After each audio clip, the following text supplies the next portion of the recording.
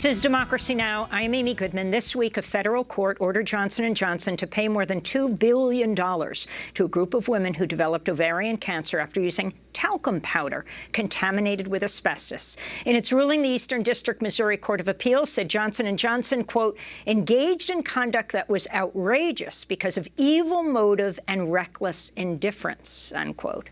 The appeals court reduced the original verdict amount from 2018, which had been $4.7 billion. But Johnson & Johnson still faces thousands more lawsuits. It recently stopped selling its brand of talcum powder in the United States and Canada, but it continues to sell the products overseas. The lawyer for the plaintiffs told consumers they should throw away any baby powder in their homes. According to internal memos, Johnson & Johnson knew that asbestos may be in its talc products for at least half a century, 50 years.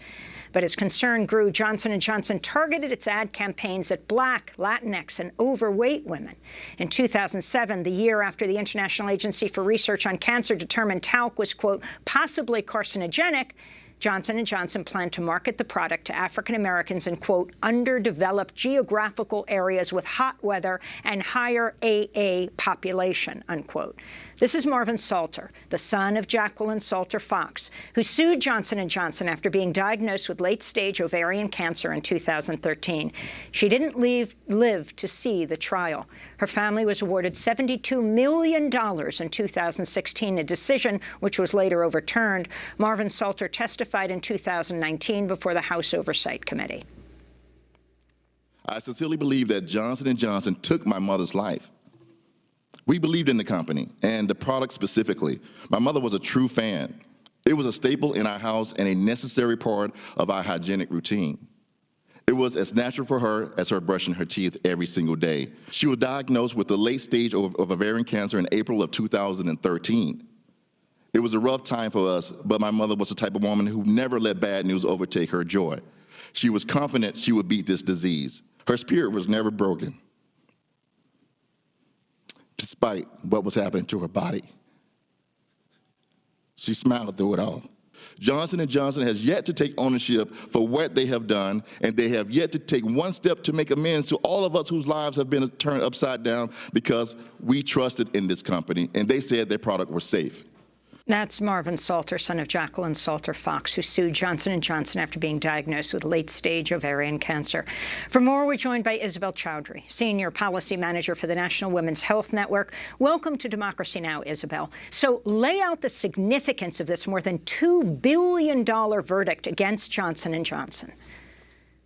Thank you for having me, Amy.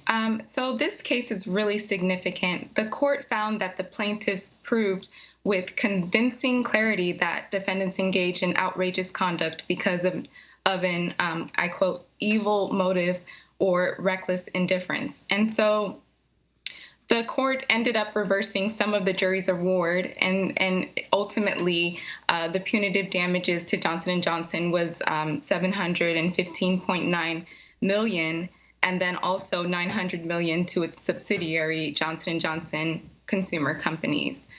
So this is very significant for consumers who have been fighting against Johnson & Johnson and alleging that their product caused their ovarian cancer.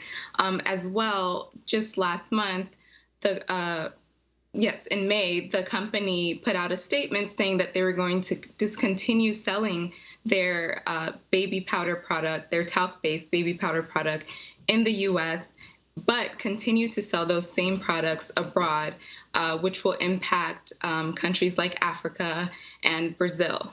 So whole continents, Africa and Brazil. Explain this. And also, I mean, people may be listening, some people, and saying baby powder, so why is it mainly women who are the victims of this?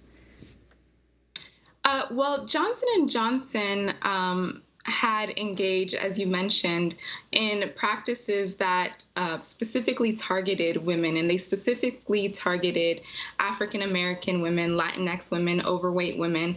And we know, and Johnson & Johnson knew and studied cultural norms of certain communities and knew that as part of their self-care practices, certain women use their baby powder products. For dealing with chafing, also especially in hot countries, dealing with moisture. So if you can explain how the asbestos gets into the baby powder, the talcum powder, that Johnson & Johnson has marketed for so long. Yes, so the way that talc is mined, it sometimes is commingled with asbestos, and asbestos is a known carcinogen. The American Cancer Society has said so. There is no safe level of asbestos. And so when there's any trace of asbestos in talc, the talc is then dangerous. It can cause cancer. And Johnson & Johnson knew of this for years, going back to the late 1950s. And this is publicly recorded, so we can see through their public documents during litigation that they knew that there were trace amounts of asbestos in those products. So in 2008, Johnson & Johnson hired an African-American PR firm to develop marketing campaigns for its baby products line. In 2010, launched a radio campaign in the South targeting women, quote, curvy Southern women 18 to 49 skewing African-American. Yes, so the company contracted with a North Carolina marketing firm called Segmented Marketing Services, Inc., which specialized in promotions to ethnic consumers. And they distributed 100,000 gift bags containing baby powder and other Johnson & Johnson baby products in African American and Hispanic neighborhoods in Chicago. They also launched a 300,000 radio advertising campaign in half a dozen markets, aiming to reach, as you stated, curvy Southern women 18 to 49 of age. So if you can talk about the women who brought the lawsuit, did any survive it? Did they all die?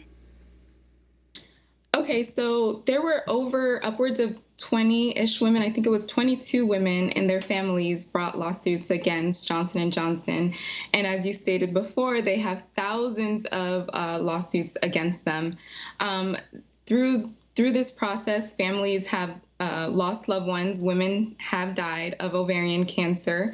And so this has been a very serious issue that has impacted families, has impacted women, and is going to continue impacting these people if the products are still being sold and marketed, especially abroad. And I understand that their current inventory will still be sold throughout the U.S. Throughout the U.S., the current inventory before they won't make it again, but they are continuing to make it for other countries. I wanted to ask you about Johnson & Johnson CEO Alex Gorsky issuing a statement in support of Black Lives Matter in response to the global uprising after the police killed George Floyd. Ahmaud Arbery, Breonna Taylor.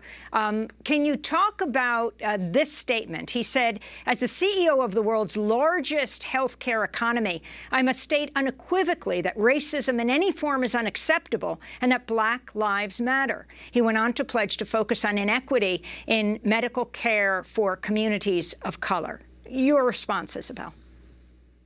My response is that the work of equity and justice needs to go beyond mere statements. So Johnson & Johnson joined a chorus of many companies who have pledged to address racism and, stating Black Lives Matter, and especially after the recent events that has led to the uprisings and protests. And so based on their own practices, their historic practices of targeting Black and Brown communities, historically marginalized communities, this statement is just not enough. They are a manufacturer that markets and sells products to consumers. These are products that we use on our skin. These are products that impact our health. And so to specifically target and double down on marketing efforts to historically marginalized communities and to continue to to engage in those practices and now continue abroad to places like Africa, as I mentioned. They have Ghana and Kenya in particular, among other places. Yeah. Ghana, South Africa, Kenya, and also Brazil holds all three segments of its company. And so it's just not enough to put out statements. Their actions need to match the statements, and they have a history of engaging in racist practices. So what are your demands right now? You're saying that if you go to a store in the United States, you could possibly find this contaminated baby powder. They're saying they're discontinuing it after the current inventory is out. And then in Africa, in Asia, in hot countries in particular, and particularly communities of color.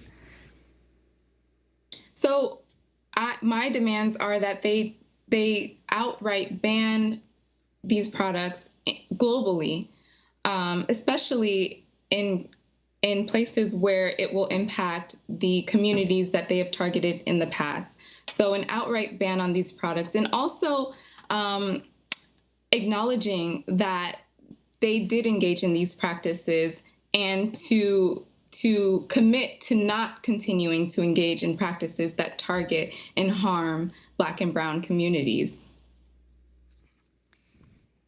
How many more lawsuits does Johnson & Johnson face? Well, I know since March, they've had upwards of, I think, 19,000 lawsuits. So they have a lot of lawsuits. Well, we will continue to cover them. I want to thank you so much, Isabel Chowdhury, for joining us, Senior Policy Manager for the National Women's Health Network.